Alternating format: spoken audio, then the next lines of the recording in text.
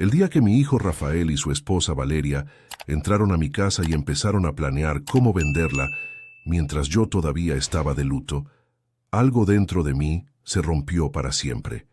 Hablaban de metros cuadrados y precios de mercado como si yo fuera un mueble viejo del que había que deshacerse. Pero lo que ellos no sabían, lo que ninguno de ellos imaginaba, es que mi esposo Carlos había preparado algo durante años antes de morir. Y cuando llegó el momento de mostrar la verdad, sus caras fueron un poema que jamás olvidaré. Pero antes de entrar en la historia, apóyame dándole like y suscribiéndote ahora mismo. También quiero saludarlos. Déjame en los comentarios tu nombre, tu ciudad e ideas para próximas historias. Gracias. Déjenme regresar un poco para que entiendan cómo llegué aquí. Y más importante aún, quién es quién en este desastre, porque eso importa. Soy Beatriz Mendoza, tengo 68 años, ingeniera civil jubilada. Pasé 42 años diseñando sistemas de tratamiento de agua por todo el Bajío mexicano. Mi esposo Carlos falleció hace 6 semanas por una enfermedad del corazón. Tenía 65 años cuando se fue. Estuvimos casados durante 43 años, los mejores años de mi vida. Tenemos 2 hijos. Rafael, de 41 años, trabaja como banquero de inversiones en Monterrey y está casado con Valeria. Luego está Patricia, de 38 años, ejecutiva de marketing, casada con un tipo llamado Bernardo, que vende bienes raíces comerciales. Y está mi sobrino Tomás. Tiene 26 años y es fotógrafo de vida silvestre. Su madre era mi hermana menor, Linda, que murió en un accidente de coche cuando Tomás tenía 7 años. Carlos y yo lo criamos junto con nuestros propios hijos. Para mí, él es tan hijo mío como lo es Rafael. Ese es el árbol familiar. Guárdenlo bien porque esto se va a complicar. El día del funeral de Carlos hacía frío. Febrero en Querétaro, ese tipo de frío que se mete en los huesos y no se va. La iglesia de San Francisco estaba llena. Carlos había sido enfermero durante 38 años antes de jubilarse, y la comunidad lo quería mucho. Yo estaba sentada en la primera banca entre Rafael y Patricia. Tomás estaba a mi otro lado, con su mano en mi hombro durante la homilía. Lo que más recuerdo de ese día no fue el servicio religioso. Fue después, en la casa, durante la recepción. Yo estaba en la cocina preparando café para los invitados, cuando escuché a Rafael y Valeria hablando en el pasillo. No sabían que yo estaba ahí. La casa tiene que valer al menos 8 millones, quizá 9, decía Valeria. Y dijiste que están las cuentas de retiro, los ahorros, la pensión de Carlos. Esa se detiene ahora que él se fue, respondió Rafael, pero la de mamá es sólida, más cualquier seguro de vida que haya habido. Me quedé ahí parada con la cafetera en la mano, completamente congelada. Necesitamos hablar con ella sobre reducir el tamaño de la casa, continuó Valeria. Este lugar es demasiado grande para ella sola. Debería vender, mudarse a un departamento. El mercado está caliente ahorita. Dale una semana, dijo Rafael. Luego se lo planteamos. No me dieron ni una semana. 3 días después, Rafael apareció en la casa con una carpeta llena de listados de bienes raíces. Mamá, necesitamos hablar sobre tu situación de vivienda, dijo, extendiendo folletos sobre la mesa del comedor. Apartamentos para personas mayores, residencias asistidas, departamentos y comunidades de retiro. Tengo 68 años, no 90, le dije, y no me voy a ningún lado. Sé realista, intervino Valeria. Había venido con él. Esta casa tiene 4 recámaras, 3 baños. El jardín solo tiene media hectárea. El mantenimiento, los impuestos prediales, es demasiado para una sola persona. He estado manteniendo esta casa durante 40 años, dije. Creo que puedo seguir haciéndolo. No se trata solo de mantenerla, dijo Rafael usando su voz de banquero, esa que probablemente usaba con clientes difíciles. Se trata de ser inteligente con tus activos. Si vendes ahora podrías sacar 7 millones después de la hipoteca. Invierte eso apropiadamente, combinado con tu pensión y el seguro social, estarías muy cómoda en un bonito departamento de 2 recámaras. ¿Y qué pasa con la plusvalía que estaría cediendo?, pregunté.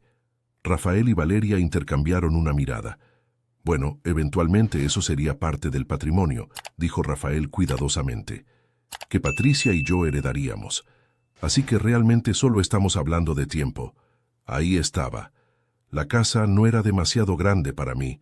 Querían liquidarla ahora para poder poner sus manos en el dinero más pronto. No voy a vender, dije. Patricia llegó al día siguiente con Bernardo. Misma conversación, enfoque diferente. Mamá, solo estamos preocupados por ti, dijo Patricia usando la voz que probablemente usaba en sus presentaciones de marketing. Has pasado por un trauma, no estás pensando con claridad. Esta casa tiene tantos recuerdos de papá. ¿No sería más fácil empezar de nuevo en otro lugar? Cada recuerdo de tu padre en esta casa es precioso para mí, dije. ¿Por qué querría irme de aquí? Porque aferrarse al pasado no es sano, dijo Bernardo. Tenía esa costumbre de reclinarse en la silla con las manos detrás de la cabeza como si fuera el dueño del lugar. Mi terapeuta dice que después de una pérdida, la gente necesita hacer grandes cambios para procesar el duelo apropiadamente. Tu terapeuta, repetí. Profesional certificado, dijo Bernardo. Cobra 3,000 pesos la hora, así que sabes que es bueno. Durante las siguientes 2 semanas todo empeoró. Rafael contrató a un valuador sin preguntarme. El tipo apareció en mi puerta con una tableta diciendo que Rafael lo había enviado para evaluar la propiedad. Lo mandé de regreso. Patricia llamó a una compañía de mudanzas y consiguió un presupuesto para empacar la casa. Valeria empezó a venir durante el día mientras yo no estaba, midiendo habitaciones y tomando fotografías. La atrapé una vez en el cuarto de costura de Carlos, fotografiando los gabinetes empotrados que Carlos había amado. ¿Qué estás haciendo?, pregunté desde la puerta. Ella dio un salto. Ay, Beatriz, solo estaba pensando en ideas de presentación, ya sabes, para cuando pongas la casa en venta. No voy a poner la casa en venta. Todavía no, dijo con esa sonrisa que no le llegaba a los ojos. Pero lo harás. Y cuando lo hagas, queremos asegurarnos de que obtengas el mejor precio. El punto de quiebre llegó 3 semanas después del funeral de Carlos. Llegué del supermercado para encontrar a Rafael, Patricia, Valeria y Bernardo sentados todos en mi sala. Rafael había usado su vieja llave de la casa para dejarse entrar sin permiso. Necesitamos tener una reunión familiar, anunció Rafael. ¿En mi casa? ¿Sin mi permiso? Dejé las bolsas del supermercado en el suelo. Técnicamente, esta casa también es nuestra, dijo Patricia. Eventualmente. Siéntate, mamá, dijo Rafael. Hemos tomado algunas decisiones. ¿Decisiones?, repetí. Valeria sacó una carpeta, muy organizada y ordenada. Consultamos con un abogado de sucesiones. Dada tu edad y el reciente fallecimiento de papá, tiene sentido empezar a transferir activos ahora. Evitar el proceso de sucesión, minimizar impuestos, todo muy estándar. Te encontramos un departamento hermoso en Cumbres, agregó Patricia rápidamente. 2 recámaras, 2 baños, todo en un solo piso. Hay un centro comunitario, un transporte al supermercado. Hemos programado la venta para el próximo mes, dijo Rafael. 1 de abril. El mercado de primavera es el mejor momento para vender. Vamos a usar a una colega de Valeria, productora líder en el área. Ella estima que tendremos ofertas en 2 semanas. Los miré. Mis hijos, mi yerno y mi nuera, sentados en el hogar que su padre y yo habíamos construido juntos, dividiéndolo como si yo ya estuviera muerta. Salgan, dije en voz baja. Mamá, sé razonable. Salgan de mi casa. Estamos tratando de ayudarte. Están tratando de ayudarse a sí mismos con mi dinero, dije, y con la memoria de su padre. Ahora salgan antes de que llame a la policía y los saque por allanamiento. Se fueron, pero no sin que Rafael dijera primero. Volveremos cuando estés pensando con más claridad. Después de que se fueron, me quedé parada en la sala vacía por mucho tiempo. Luego subí las escaleras al dormitorio, al closet donde Carlos guardaba sus papeles importantes. Él siempre había sido más organizado que yo, todo etiquetado y archivado apropiadamente. Encontré lo que estaba buscando en una caja a prueba de fuego en el estante superior. Una carpeta manila marcada. Para Beatriz. Abrir después de que me haya ido. Adentro había una carta con la letra de Carlos fechada 6 meses antes de su muerte. Mi querida Beatriz, comenzaba. Si estás leyendo esto, ya me fui. E imagino que nuestros hijos están dando vueltas como buitres. Lamento no estar ahí para ver las caras que pondrán cuando finalmente les digas la verdad. Esto es lo que necesitas saber. Leí la carta 3 veces. Luego leí los documentos que Carlos había incluido. Escrituras de propiedad, estados de cuenta bancarios, documentos de fideicomiso, una línea de tiempo de pasos a seguir, nombres y números de teléfono de abogados, contadores, agentes de bienes raíces en San Miguel de Allende. Fotografías de un lugar que no había visto en 45 años. Carlos había planeado todo. A la mañana siguiente, llamé al primer número de su lista. Una abogada llamada Sara Domínguez, en San Miguel de Allende. Señora Mendoza, dijo cuando me identifiqué. He estado esperando su llamada. El señor Mendoza estableció el fideicomiso hace 2 años. Todo está listo cuando usted lo esté. Explíquemelo todo, dije. Lo que Carlos había hecho fue esto. Hace 3 años, cuando le diagnosticaron por primera vez su condición cardíaca, empezó a planear. Él sabía, aunque yo no quisiera admitirlo, que su tiempo era limitado. Y conocía a nuestros hijos lo suficientemente bien como para predecir exactamente qué pasaría después de que muriera. Así que tomó acción. Silenciosamente. Cuidadosamente. La casa donde pasamos nuestra luna de miel en San Miguel de Allende, 45 años atrás, había pertenecido a su tío. Cuando él murió hace 15 años, se la dejó a Carlos en su testamento. Era un rancho de 194 hectáreas en las afueras de San Miguel, como 40 minutos del centro. Carlos lo había mantenido todos estos años, rentándoselo a una familia local por renta mínima, a cambio de mantenimiento. Yo lo sabía vagamente, pero nunca le había prestado mucha atención. Parecía solo un recuerdo sentimental, nada más. Pero hace 2 años, Carlos silenciosamente dejó de rentarlo. Contrató contratistas para renovar completamente la casa principal. Techo nuevo, plomería nueva, sistema eléctrico nuevo, cocina moderna, baños actualizados. Había mandado convertir el granero en un estudio fotográfico con cuarto oscuro. La vieja casa de huéspedes había sido transformada en una cabaña acogedora. Estableció un fideicomiso financiado con ganancias de vender algunas acciones que había heredado de sus padres para cubrir impuestos prediales y mantenimiento por los próximos 20 años. Amigos, cada historia que les cuento sale todos los días, pero YouTube solo se las mostrará si tocan el botón rojo de suscribirse. Toquen suscribirse, activen la campanita y nunca se perderán una historia. Gracias. Luego estableció un segundo fideicomiso. En este, durante el transcurso de 2 años, gradualmente había transferido dinero de nuestra cuenta de ahorros conjunta. Cantidades pequeñas a la vez, nada que llamara mi atención cuando revisaba los estados de cuenta.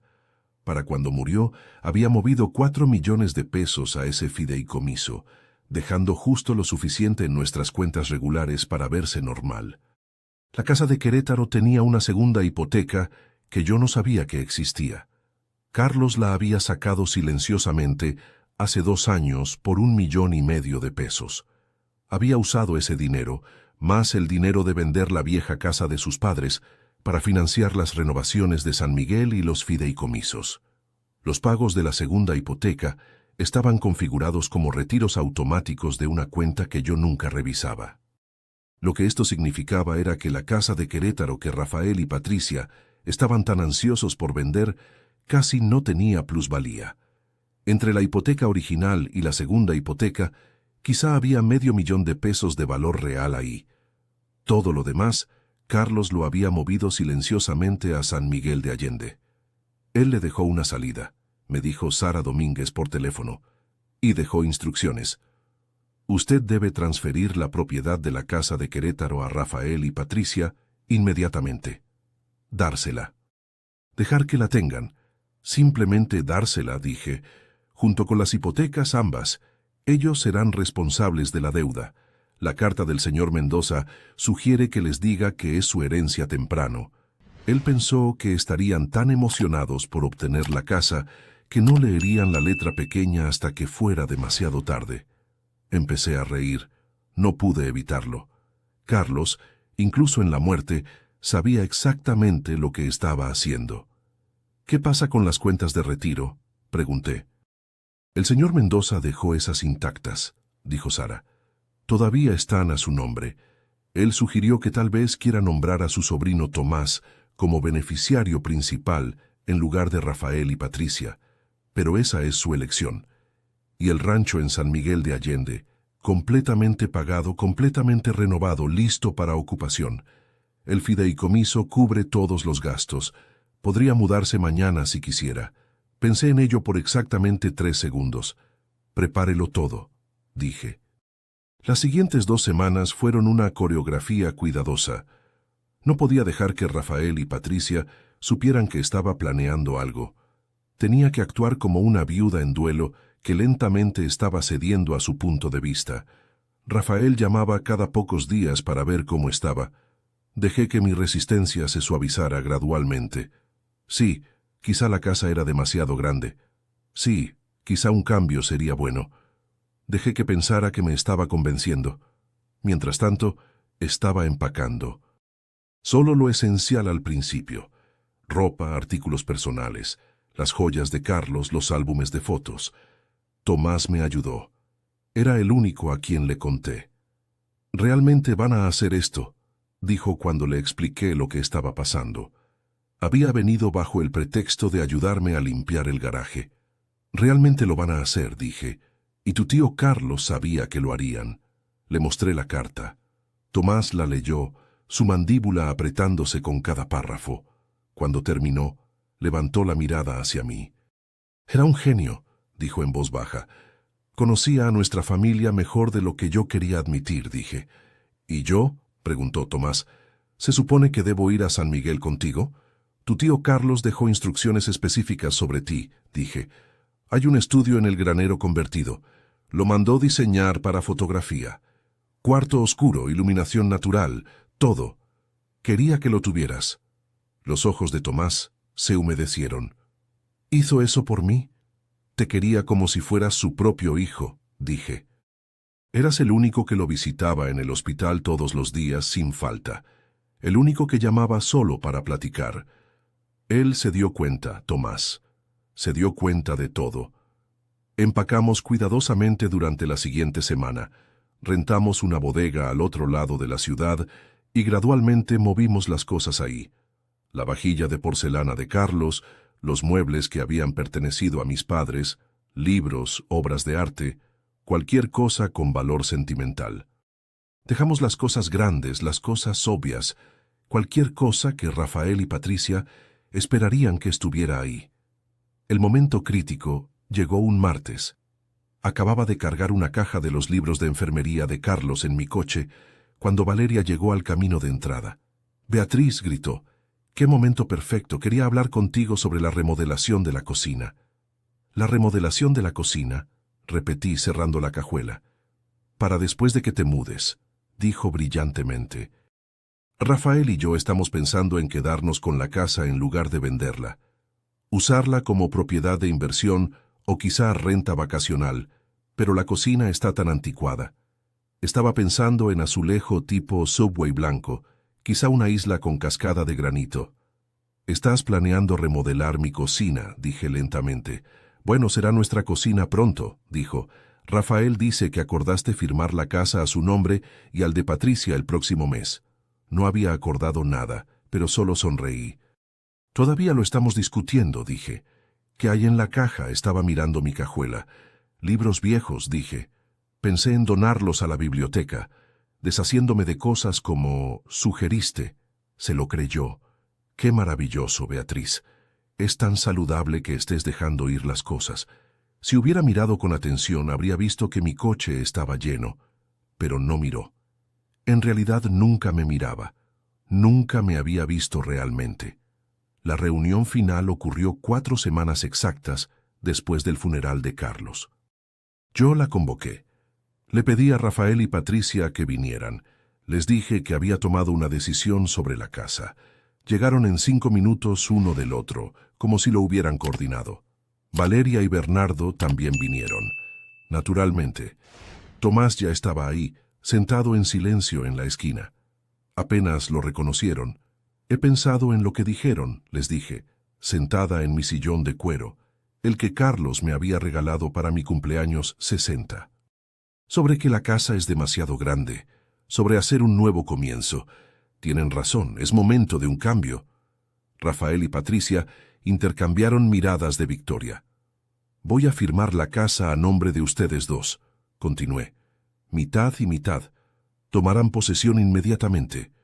Eso es maravilloso, mamá, dijo Patricia. Realmente es la mejor decisión. Yo también lo creo, dije. Saqué la carpeta que Sara Domínguez había preparado. Los documentos de transferencia de escritura están todos aquí. Necesitarán firmar también aceptando la transferencia y todas las responsabilidades asociadas. ¿Responsabilidades asociadas?, preguntó Rafael. Los impuestos prediales, el seguro de la casa, las hipotecas, todo eso se transfiere con la escritura, dije. Procedimiento estándar. ¿Hipotecas? La sonrisa de Valeria vaciló. ¿Plural? Está la hipoteca original. Quedan como 2 millones, dije. Y la segunda hipoteca, 1,5 millones. La abogada explicó todo en estos documentos. Los observé leer. Vi la cara de Rafael pasar de confusión a palidez. Vi la mano de Patricia empezar a temblar mientras pasaba las páginas. Esta casa tiene una deuda de 3,5 millones, dijo Rafael. Dijiste que estaba casi pagada. No dije tal cosa, respondí con calma. Ustedes asumieron que estaba pagada. Nunca pidieron ver los estados de cuenta de la hipoteca. ¿Quién saca una segunda hipoteca a tu edad?, exigió Valeria. Tu padre lo hizo, dije. Hace 2 años. Tenía sus razones. Esto es una locura, dijo Patricia. Con los impuestos prediales y el seguro, este lugar cuesta 45,000 pesos al mes mantener. No podemos pagar eso. Entonces véndenla, sugerí. Como estaban planeando hacer de todos modos. ¿Venderla? Bernardo rió amargamente. Después de las tarifas de transferencia y comisiones de agentes, tendrían suerte de sacar 1 millón dividido en 2. Son 500,000 pesos cada uno, por una casa que nos han estado diciendo que vale casi 9 millones. Fluctuaciones del mercado, dije encogiéndome de hombros. No se pueden predecir estas cosas. Aquí está pasando algo más, dijo Rafael de repente, sus instintos de banquero finalmente activándose. ¿Dónde está el resto del dinero? ¿Los ahorros de papá? ¿Las cuentas de retiro? ¿El seguro de vida? El seguro de vida era una póliza de 500,000 pesos que apenas cubrió los gastos del funeral, dije. Las cuentas de retiro están a mi nombre solamente. Se quedarán así. ¿Y los ahorros de papá?, presionó Patricia. Los gastó, dije simplemente. Durante los últimos 2 años, cuentas médicas, algunas donaciones caritativas, gastos personales. Todo está documentado si quieren ver los estados de cuenta. Eso técnicamente no era una mentira. Carlos había gastado los ahorros, solo que no en lo que ellos asumían. Tú tampoco te vas a quedar con la casa, dijo Rafael súbitamente. ¿Verdad? ¿Vas a ir a algún lado? Muchacho listo, mi hijo. Demasiado tarde, pero listo. Me estoy retirando, dije, dejando Querétaro. Ya cerré las cuentas en Banorte, transferí todo a un banco en San Miguel de Allende. Me mudo la próxima semana. ¿San Miguel de Allende?, dijo Patricia. ¿Por qué San Miguel de Allende? Tu padre y yo pasamos nuestra luna de miel ahí, dije. Parecía un lugar apropiado para un nuevo comienzo. Entonces solo nos vas a dejar con una casa llena de deudas y desaparecer. La voz de Valeria era chillona ahora. Les estoy dando exactamente lo que pidieron, dije. La casa, herencia temprana, justo como querían. El hecho de que no valga lo que esperaban no es mi problema. Esto es fraude, dijo Rafael. Vamos a demandar. Papá no pudo simplemente haber escondido 3 millones de pesos sin mi conocimiento, terminé. Pudo y lo hizo. Su dinero, sus decisiones, todo legal, todo documentado. Sara Domínguez en San Miguel Puede enviarles copias de todo si gustan. Ella es muy minuciosa. Me levanté. Ahora, si me disculpan, tengo que terminar de empacar. Los de la mudanza vienen el lunes. Pueden recoger las llaves en la oficina de Sara Domínguez. Ella está manejando la transferencia de escritura remotamente. «No puedes hacer esto», dijo Patricia. Y había lágrimas reales en sus ojos ahora, pero sospechaba que eran lágrimas de rabia, no de tristeza. «Ya lo hice», dije. «Tomás, ¿estás listo?» Tomás se levantó. Había estado callado todo el tiempo, solo observando. Ahora recogió 2 maletas que había preparado junto a la puerta. «¿Te lo vas a llevar?», dijo Rafael. «Por supuesto que sí. Tu caso de caridad. Tomás es más familia para mí de lo que ustedes han sido en años», dije. «Viene conmigo. El rancho tiene mucho espacio». «¿Rancho?», dijo Patricia. «¿Qué rancho?». Pero ya había terminado de explicar. Tomás y yo salimos por la puerta principal de esa casa por última vez. Escuché gritos detrás de nosotros, Valeria y Bernardo gritándole a Rafael y Patricia.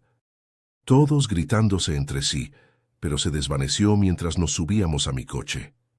«¿Cómo te sientes?», preguntó Tomás mientras nos alejábamos. «Libre», dije. Los de la mudanza vinieron ese lunes como había dicho, pero no a la casa de Querétaro. Fueron a la bodega donde Tomás y yo habíamos estado escondiendo todo lo que importaba. Cargaron todo en un camión y lo llevaron a San Miguel de Allende. Rafael y Patricia sí intentaron impugnar la transferencia de escritura.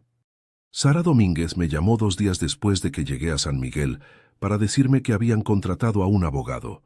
No llegó a ningún lado. Carlos había documentado todo meticulosamente. Cada retiro, cada transacción, cada decisión tenía un rastro de papel mostrando que era su dinero, su elección. El abogado que contrató Rafael echó un vistazo a los documentos del fideicomiso y les aconsejó dejarlo. Se quedaron con la casa de Querétaro durante 3 meses, tratando de encontrar un comprador que pagara lo suficiente para que valiera la pena. Eventualmente, la vendieron con pérdida y dividieron los 530,000 pesos restantes. Patricia me envió un solo mensaje de texto. «Espero que estés feliz». Y la verdad es que sí lo estaba. El rancho en San Miguel de Allende era todo lo que las fotografías de Carlos habían prometido. 194 hectáreas en las afueras, con las montañas elevándose al este como guardianes antiguos. La casa principal era una construcción colonial amplia, con ventanas enormes que daban hacia el amanecer. Carlos había supervisado cada detalle de la renovación. La cocina tenía cubiertas de granito y electrodomésticos de grado profesional, porque sabía que me gusta cocinar. La recámara principal tenía un rincón de lectura, porque sabía que necesitaría un lugar tranquilo para pensar. El estudio tenía libreros empotrados ya llenos de libros que él había mandado enviar durante el último año, los que yo había mencionado querer leer. Era como si hubiera construido toda una nueva vida y la hubiera dejado esperándome para encontrarla. Tomás se mudó al granero convertido. El estudio fotográfico tenía todo lo que necesitaba: iluminación profesional, sistemas de fondo, un cuarto oscuro apropiado con almacenamiento de químicos controlado por temperatura. En un mes, estableció un negocio freelance fotografiando vida silvestre y vendiendo impresiones en línea. Estaba más feliz de lo que jamás lo había visto. Yo pasaba mis días aprendiendo la tierra. Había un arroyo que corría por la propiedad, frío y claro del deshielo de las montañas, un bosquecillo de encinos que se volvía dorado en septiembre, venados que bajaban de las tierras altas en las tardes. Compré un caballo, un viejo castrado gentil llamado Canelo, y recorría las líneas de cerca, aprendiendo cada rincón de mi nuevo hogar. En las noches, me sentaba en el porche trasero con una taza de café y miraba las estrellas. Podías ver tantas estrellas ahí, lejos de las luces de la ciudad. Carlos y yo habíamos estado bajo estas mismas estrellas 45 años atrás, jóvenes y recién casados, hablando sobre la vida que construiríamos juntos. Si quieren saber cómo termina esta historia y conocer muchas más, denle al botón rojo de suscribirse. Es gratis y me ayuda muchísimo. Gracias. Encontré su última carta 3 meses después de mudarme. Estaba metida en una copia de su libro favorito, Juan Salvador Gaviota, en el librero del estudio. Beatriz, decía, si estás leyendo esto, lo lograste. Eres libre. Estoy tan orgulloso de ti. Sé que probablemente te sientes culpable, como si hubieras abandonado a nuestros hijos. No lo hagas. Ellos nos abandonaron primero hace años. ¿Cuándo fue la última vez que Rafael llamó solo para platicar? ¿Cuándo Patricia visitó sin querer algo? Tomás es tu hijo ahora, el que eligió quedarse cuando todos los demás se fueron. Quiérelo como se merece. Vive la vida con la que siempre soñamos. Mira el amanecer desde ese porche. Cabalga por los encinos en septiembre. Dale de comer a los venados que bajan en las tardes. Y sabe que cada decisión que tomé fue para que pudieras tener esto. Te amo. Siempre te amaré. No te atrevas a desperdiciar este regalo estando triste. Carlos. La leí sentada en el sillón de cuero que él había mandado enviar a San Miguel, el mismo de nuestra sala en Querétaro, y lloré. No de tristeza, de gratitud. Por 43 años, con un hombre que me conocía mejor de lo que yo me conocía, que planeó mi futuro incluso cuando sabía que no estaría ahí para compartirlo. Tomás me encontró ahí una hora después. ¿Estás bien?, preguntó. Le mostré la carta. La leyó, secándose sus propios ojos al final. Realmente te amaba, dijo. Nos amaba a los dos, dije. Por eso estamos aquí. Un año después, Rafael llamó. De la nada, un martes por la mañana. Yo estaba arreglando postes de cerca en el pastizal sur cuando sonó mi teléfono. Mamá, dijo. Su voz era diferente, más pequeña. ¿Cómo estás?, le pregunté. Estoy bien, dijo. ¿Y tú? Bien, bien. Ocupado con el trabajo. Una pausa. Valeria y yo nos estamos divorciando. Lamento escuchar eso, dije, y lo decía en serio. A pesar de todo, no le deseaba infelicidad a nadie. Solo estaba conmigo por el dinero, dijo Rafael con amargura. Después de que lo de la casa no funcionó, después de que quedó claro que no iba a recibir una gran herencia, cambió. Empezó peleas por todo. Eventualmente simplemente se fue. No dije lo que estaba pensando, que Carlos probablemente también lo había sabido. Patricia y Bernardo también están teniendo problemas, continuó Rafael. Resulta que cuando te casas por dinero y el dinero no llega, no queda mucho. ¿Por qué estás llamando, Rafael?, pregunté gentilmente. Quería decir que lo siento, dijo, por cómo te tratamos, por cómo tratamos la memoria de papá. Tenías razón, éramos buitres. Me senté en un poste de cerca mirando las montañas. Aprecio eso, dije. ¿Hay alguna posibilidad? Empezó, luego se detuvo. ¿Podría visitarte, ver dónde estás viviendo? Me gustaría hablar, realmente hablar, no sobre dinero o herencia. Solo hablar. Pensé en ello.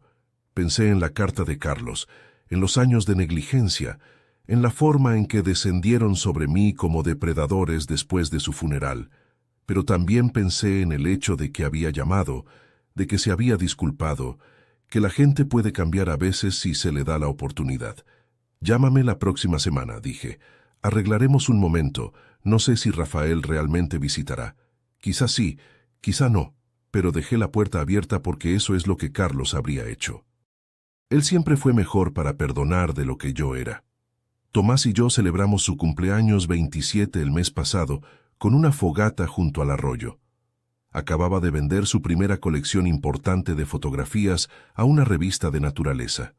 Cocinamos cortes de carne sobre el fuego y hablamos sobre su madre, mi hermana Linda, y de lo orgullosa que estaría del hombre en que se había convertido. ¿Extrañas Querétaro?, me preguntó. Miré alrededor de la propiedad, a las montañas volviéndose púrpura en el atardecer, a la vida que Carlos había construido para mí ladrillo por ladrillo, decisión por decisión, sabiendo que no estaría aquí para verla. Extraño a tu tío, dije, cada día, pero Querétaro no. Este es mi hogar ahora. Y lo era. El rancho, las montañas, las mañanas tranquilas y las noches llenas de estrellas. Tomás en su estudio, yo aprendiendo a ser ranchera a los 68 años. Una vida que nunca planeé, pero que encajaba mejor que cualquier cosa que había dejado atrás. Carlos me había dado exactamente lo que necesitaba, no solo un escape de hijos codiciosos, sino permiso para empezar de nuevo, para construir algo nuevo, para ser más que solo una madre o una esposa o una ingeniera retirada, para ser yo misma, quien quiera que resulte ser. Todavía le hablo a veces en voz alta cuando estoy cabalgando por las líneas de cerca o sentada en el porche en la tarde. Le cuento sobre la manada de venados que ha crecido a 23 cabezas, sobre el libro que estoy escribiendo, un memoir técnico sobre sistemas de ingeniería de agua, sobre el éxito de Tomás y la vida que está construyendo, sobre la llamada de Rafael y la posibilidad de reconciliación, aunque no estoy conteniendo la respiración. Le digo gracias. Cada día. Gracias por conocerme lo suficientemente bien como para salvarme. Gracias por planear mi escape cuando ni siquiera sabía que lo necesitaba. Gracias por darme el valor de alejarme de personas que amaban mi dinero más de lo que me amaban a mí. El sol se está poniendo ahora mientras termino mi café. Mañana voy a cabalgar hasta el pastizal norte para revisar el sistema de agua ahí. Ha estado haciendo un sonido raro, y después de 40 años como ingeniera, no puedo ignorar sonidos raros. Tomás va a ir conmigo. Quiere fotografiar las flores silvestres que están floreciendo en el Prado Alto. Es una buena vida, una vida tranquila. No la que esperaba cuando me casé con Carlos hace 43 años, pero tal vez una mejor, más simple, más honesta. Él siempre supo mejor. La verdad que Carlos entendió, y que me tomó estos meses vivir aquí para comprender completamente, es que el amor real no se trata de posesiones o herencias. Se trata de conocer a alguien tan profundamente que puedes construirle un futuro incluso cuando sabes que no estarás en él.